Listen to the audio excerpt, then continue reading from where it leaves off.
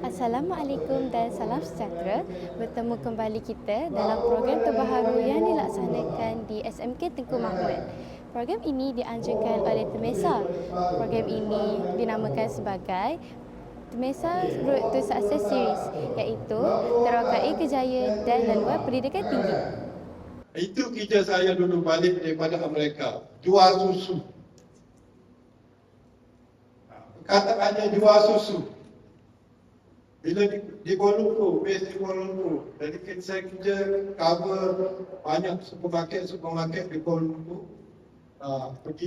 Kita pergi ke supermarket tu, pergi dekat rak tu, tengok susu dah tak ada. Kita pada 2001, saya disuruh berkoyak pasal kereta main. Tugas saya 3 tahun sebelum kereta. Syukur pada Allah Subhanahu Wa Taala pada hari ini. Kita mulakan dengan kesyukuran dan kita dengar daripada Dr. Zahari tadi, Datuk Dr. Zahari, perlu ada sesuatu kita menjiwai. Memang kita relax, free flow. Memang kita bila expose kita ada flexibility. Ya. Tetapi di UK dia memang very fokus dalam bidang teknologi. Bila fizik saya fokus tentang teknologi.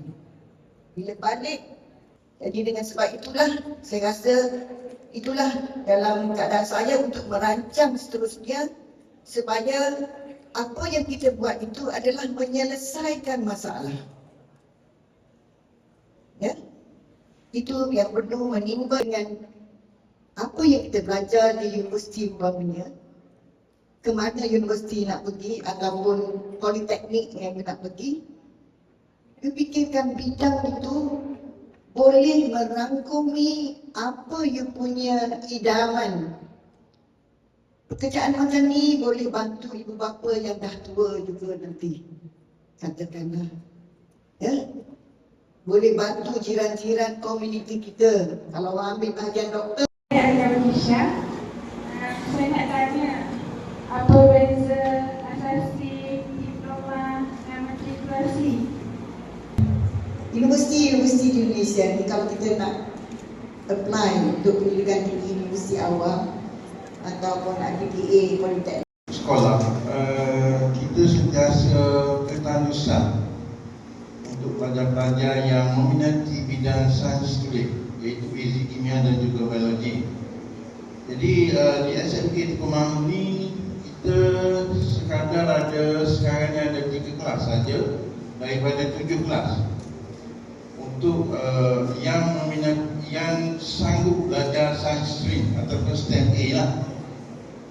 Jadi apakah ni saya bersetuju pada Prof Datuk, apakah tindakan yang telah ataupun yang perlu kita ambil di peringkat kementerian dasar untuk supaya pelajar-pelajar iaitu daripada tingkatan 3 yang akan naik tingkatan 4, di sana ada elektif fizik, kimia, biologi dan juga admit, lebih meminati. Kalau di sekolah menengah Tengku Mahmud ni sekitar dalam 60 atau 70 student. Kalau di sekolah lain sudah mencapai tahap yang terlalu kritikal untuk yang berada di kelas-kelas lain. Dan kita tahu untuk pembinaan negara yang berteknologi, kita perlukan generasi muda yang belajar benda-benda yang baru.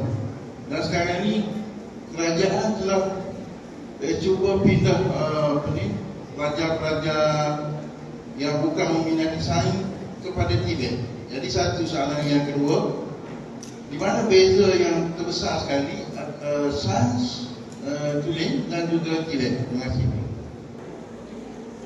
masa saya di sekolah dulu, ingatnya kita belajar sains persekitaran dan sebagainya.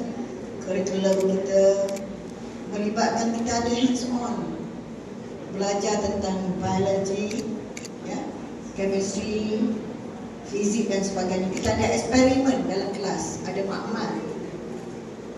Satu ketika itu apabila kita buat ambil peperiksaan SPM, dia ada nafil sains. Jadi kita kena lulus on paper dan juga ada yang praktikal juga. Jadi saya kira pada era kami dulu, kita belajar sains yang saya sebutkan tadi, kita menghayati belajar, bukan setakat melalui teks. Jadi after a while kita merasakan bosan kalau kita tak nampak benda tu. Beliau berkongsi pengalaman masing-masing agar semua murid dapat mengambil iktibar dan pengajaran melalui kisah mereka, terutamanya dalam aspek pemilihan kerjaya. Sekian dari saya, Auni Dawisyah, TMS TV. Sekian, terima kasih.